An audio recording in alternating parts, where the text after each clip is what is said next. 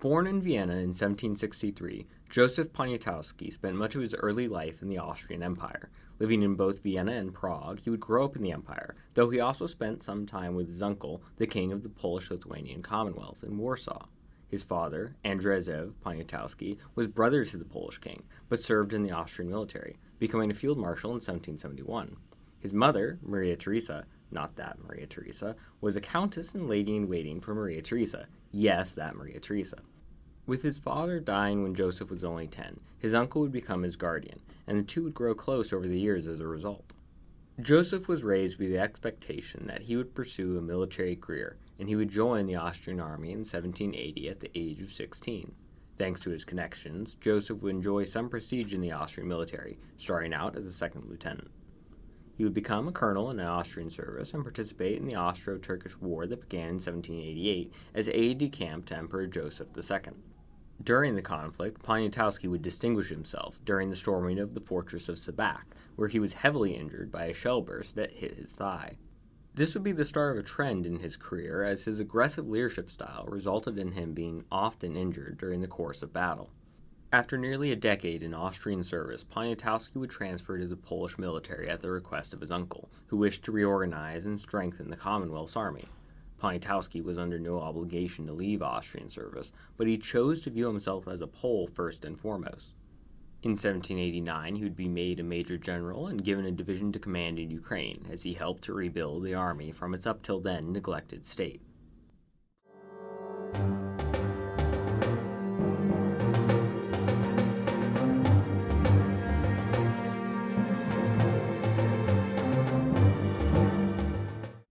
Politically, Poniatowski was a firm supporter of the ongoing reform movement that was attempting to strengthen the Commonwealth. For decades, flaws within the federative system had been repeatedly abused by actors both foreign and domestic. The result of this movement, and the Great Sam, or parliamentary session, was the Constitution of the 3rd of May, 1791. It was the first modern constitution of Europe, very liberal for its time, with checks and balances intended to prevent the stagnation of the state that had previously so weakened the country. The new constitution, however, worried the surrounding powers and went against their interests in keeping the Commonwealth weak. It also angered many inside the Commonwealth who saw their power greatly reduced, and so reached out for assistance in maintaining the status quo. On the 18th of May, 1792, Russian troops crossed the border into the Commonwealth, determined to crush the Constitution. Poniatowski had helped to ensure the success of the reforms by providing military security to the final session, which forced through the new Constitution. 3 days later, he was made lieutenant general and placed in command of Commonwealth forces in Ukraine. At his disposal were only 20,000 men versus the 64,000-strong invading Russian army. Outnumbered so heavily, Poniatowski began a slow retreat to buy time for expected Polish and Prussian reinforcements. There had been a treaty between the Commonwealth and Prussia that required Prussia to send aid to the Commonwealth if it was attacked, but after the passing of the Constitution, Prussia refused to abide by it. Nevertheless, Poniatowski would conduct a stubborn fighting retreat, achieving several tactical victories as his forces slowly withdrew towards Warsaw. After retreating for several weeks, Poniatowski turned to do battle with a weaker advancing Russian force. The Poles would defeat the Russians, forcing them to retreat with not insignificant casualties. While the battle was a tactical victory, it did not change the larger strategic situation, and Poniatowski's inexperienced forces did not come away from the battle unscathed. The retreat would continue, but the victory would be celebrated back in Warsaw with the creation of the Order of Virtuti Militari, Poland's highest military honor. A number of participants in the battle would receive the award, including Poniatowski. Though Poniatowski would not directly participate in the only other significant battle to take place in the southern front during the war, it would be a force under his orders that delayed the Russian advance at the Bug River. Poniatowski tasked a force of 5,000 men under the command of a general, Tadeusz Kościuszko, to build fortifications along the river and defend it against the advancing Russians. Approaching this defensive line was a force of 25,000 Russians, putting the Poles at a 5-to-1 disadvantage. The defensive line was well placed behind the river, with dense forests and swampy terrain creating added difficulties to any assault, especially after the only bridge crossing the river was burned. Upon reaching the Polish line, Russian forces attempted to cross the river in boats, to disastrous results. Russian casualties would quickly surpass 4,000, with the Poles taking less than 1,000 losses. The Poles would only be forced to retreat after Russian forces began to flank the positions through neutral Austrian territory. After the battle, Kościuszko's forces would rejoin Poniatowski as the army rallied towards the capital with the idea to make a stand against the converging Russian armies. Only 1 week after the battle, however, the Polish king would capitulate to Russian demands, and a ceasefire would be declared. Many army officers, including Poniatowski, were furious upon learning the news. As though they were still outnumbered, Polish forces had managed to avoid any disastrous defeats and could still actively fight. Poniatowski would go so far as to consider disobeying the orders to cease fighting and forcefully relocating the king to be with the army. Ultimately, he would decide to honor the ceasefire, resigning his commission along with other high-ranking officers in protest and leaving for Vienna. Naive hopes for a return to at least the previous status quo would be dashed after the war, with the second partitioning of the Commonwealth between Russia and Prussia. Heavy restrictions would be placed on the Polish army size, and the country would be forcibly occupied by Russian troops. Angered by the catastrophic losses in both territory and freedoms, exiled officers began plotting an uprising to restore Polish independence. This uprising would be led by Poniatowski's former subordinate, Kościuszko, who Poniatowski would come to support militarily at the request of his uncle the king.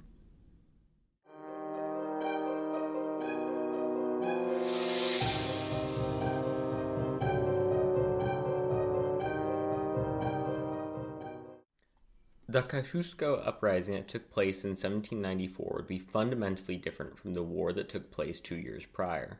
Russian troops controlled the country, and what remained of the Commonwealth's army was dispersed across the land. The uprising would begin at the city of Krakow before spreading to the rest of the country. Lacking weapons, many that participated in the uprising would be armed with only pikes, axes, or scythes. At the urging of his uncle, Poniatowski would join the uprising on May 27th, 2 months after its start. He would be made the commander of a division and participate in fighting around Warsaw, primarily against the Prussians, who were aiding Russia in their attempt to put down the revolt. In August, while leading an offensive into Prussia meant to draw Prussian forces away from Warsaw, where the Russian army was concentrating its attack, he would be injured after having his horse shot from under him. During the uprising, his most significant achievement would come in October, when he saved a corps under a Polish officer named Dąbrowski from destruction by leading a costly assault against Prussian positions, tying up their forces and allowing Dąbrowski to return to Warsaw. By November, the uprising was almost over, with it finally ending on the 16th after the surrender of the last major Polish forces. Following the failure of the uprising, the Commonwealth would be partitioned for a final time.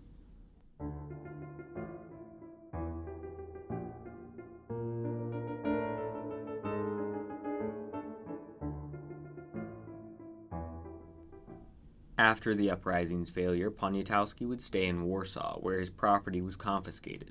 He would be offered a position in the Russian army, but after refusing to take it, he would be ordered to leave Warsaw, once more taking up residence in Vienna. This would be far from the last effort to entice Poniatowski into Russian service, however. In 1796, with the death of Catherine the Great, Poniatowski would see his properties return, with another offer to join the Russian army by Catherine's son, Tsar Paul.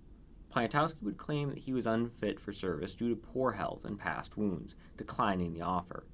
With his uncle's passing in 1798, however, he would travel to St. Petersburg to attend his funeral and manage his affairs. While there, he would be on good terms with Tsar Paul and afterwards be able to return to Warsaw, which at the time was under Prussian control. Somewhat surprisingly, Poniatowski would spend the next 8 years in Warsaw, hosting parties and staying out of politics. At the same time, other important Polish figures such as Dąbrowski continued to fight on for Polish independence in service of France. Poniatowski was inactive, even hosting the future king Louis XVIII for several years at one of his palaces. During this time, he would importantly make connections with the Prussian royal family that would come to provide him a key opportunity to re-enter the political stage.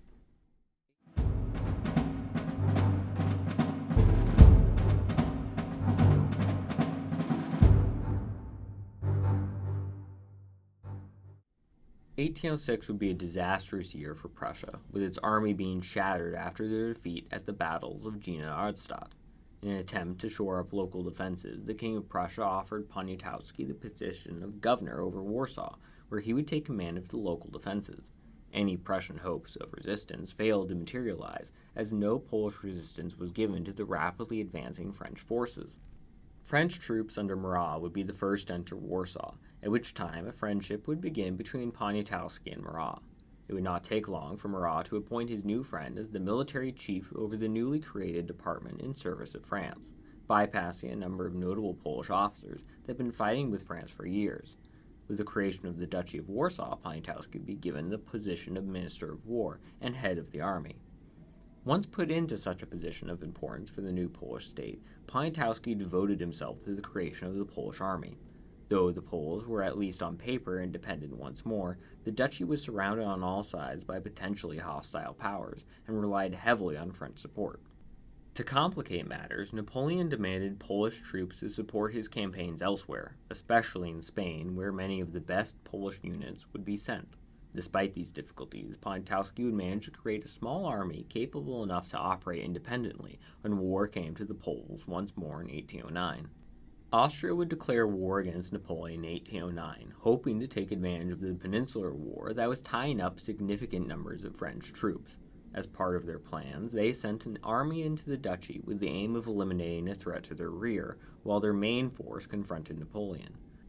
Both Napoleon and Poniatowski had been preparing for the outbreak of hostilities, as Austria could not hope to hide its preparations fully, but Poniatowski severely underestimated the number of Austrian forces that would be devoted to the invasion of the duchy. At the outbreak of the war, Austrian forces numbered roughly 38,000, with Poniatowski having less than half that at only 15,000 men. He believed, however, that both sides had roughly similar-sized forces, and so marched south from Warsaw to confront the invading Austrians, so as to allow time for more Polish forces to mobilize. The two sides would meet at the Battle of Ryazan, where upon realizing his mistake before the start of the battle, Poniatowski took up defensive positions. Outnumbered 2-1, the Poles would manage to hold off the Austrians, narrowly managing to maintain their defensive line until nightfall. At a critical moment in the battle, as Austrian forces threatened to break the Polish defenses, Poniatowski would personally lead a bayonet charge to beat them back. The heroic Polish defense meant that Austrian casualties would be nearly twice that of the Polish forces, with 2,500 dead or wounded compared to 1,400 casualties on the Polish side. Doubting their ability to achieve another such narrow victory, especially after the departure of several thousand Saxon troops called to join the main theater against Austria, Poniatowski pulled his army back to Warsaw. Neither side wished for a siege of the Polish capital, and so the Austrian commander, Archduke Ferdinand, asked to meet with Poniatowski to discuss a peaceful transfer of the city to Austria's control. Poniatowski would agree to withdraw his army to the other bank of the Vistula on a number of conditions, including the unimpeded withdrawal of his forces, the free evacuation of all military supplies, and fair treatment of the city. Both sides would agree to the terms, and despite the withdrawal being unpopular with the city's population, the move returned strategic mobility to the Polish army. The Austrians now had a position that they could not afford to leave unguarded, while Polish forces were safe behind the Vistula River and able to slowly mobilize more men for the fight. Several attempts would be made by the Austrians to cross the Vistula, but all would be met with defeat, and the Austrians would take heavy casualties in the process. Recognizing that the Austrians had lost the initiative, Poniatowski would leave behind a small force to block any further Austrian attempts to cross the river, and took the rest of his troops on an offensive into Austrian Galicia. The offensive caught the Austrians by surprise, as much of Galicia was quickly liberated. Archduke Ferdinand was forced to abandon Warsaw and the duchy entirely in an effort to defend Austrian territory. By this point, however, additional Polish forces had been raised and pursued the retreating Austrians. By the end of the war, when Napoleon once again defeated the main Austrian army, Poniatowski had managed to liberate most of Galicia, which was subsequently given to the duchy in the peace that followed. Thanks to his stunning campaign, he not only succeeded in defending Polish territory, but also reclaiming significant lands from Austria, Poniatowski became a national hero to the Polish people. Previous opposition to his position as Minister of War and commander of the duchy's army was significantly reduced, and his success would see the expansion of Polish forces, with greater French support in the lead-up to the 1812 invasion of Russia.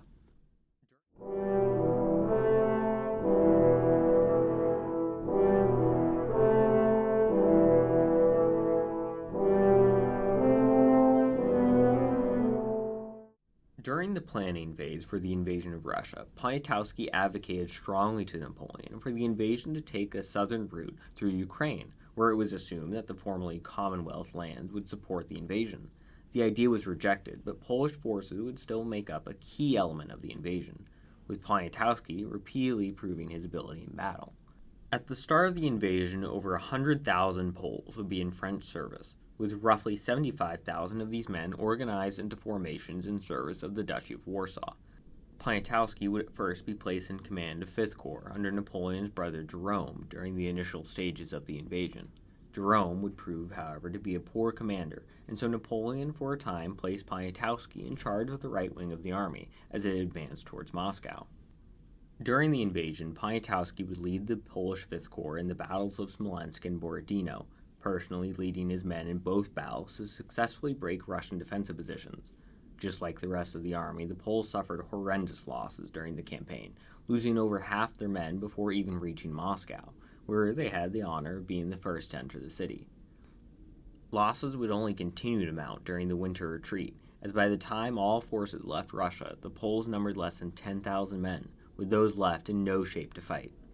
Even Poniatowski would not come out of the invasion unscathed, as during the retreat, his corps, along with forces under Eugene, came to the rescue of Davout's rearguard, which was nearly surrounded and cut off by the Russians. At one point during the battle, Poniatowski's horse slipped on a patch of ice, crushing one of his knees and injuring his shoulder. The injury was severe enough that he was no longer able to command, spending the rest of the retreat in a carriage. He would nearly be captured while crossing the Brezhnev River like so many others, but would narrowly escape, eventually reaching Warsaw on December 12, 1812, nearly 6 months after the start of the invasion.